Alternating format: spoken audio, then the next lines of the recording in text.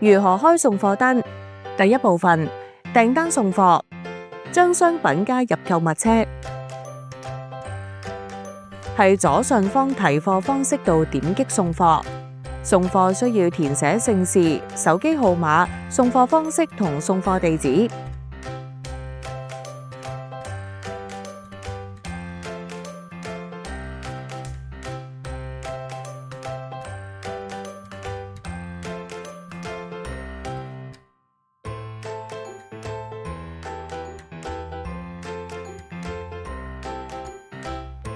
商家可以按實際情況揀唔同嘅出倉地點，仲可以留低顧客嘅郵件，方便聯絡。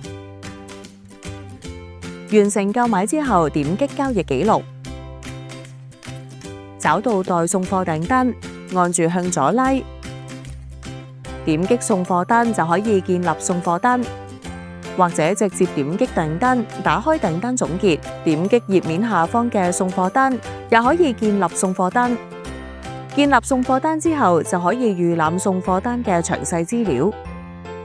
如果需要列印單據，點擊送貨單頁面右上角嘅列印按鈕。當訂單需要出倉時，點擊倉存，找到訂單對應嘅出倉單，點擊右邊嘅箭頭，打開出倉單詳情，點擊確認完成出倉。返到主頁，點擊交易記錄，找到啱啱嘅訂單，可以見到狀態係送貨中。等到貨物送到之後，按住訂單向左拉，點擊已送貨就可以完成訂單流程。或者返到首頁，點擊左上角3條橫線，點擊送貨單記錄。找到啱啱訂單對應嘅送貨單，按住向左拉，點擊已送貨，又可以完成訂單。點擊已送貨之後，可以見到訂單狀態變為已完成。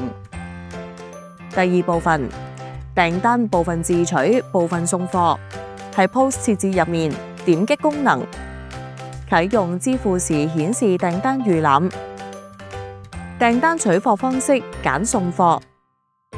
點擊結賬，點擊訂單總結下方嘅立即自取，剔選需要自取嘅商品，點擊確認，剩低嘅商品就按照正常流程送貨。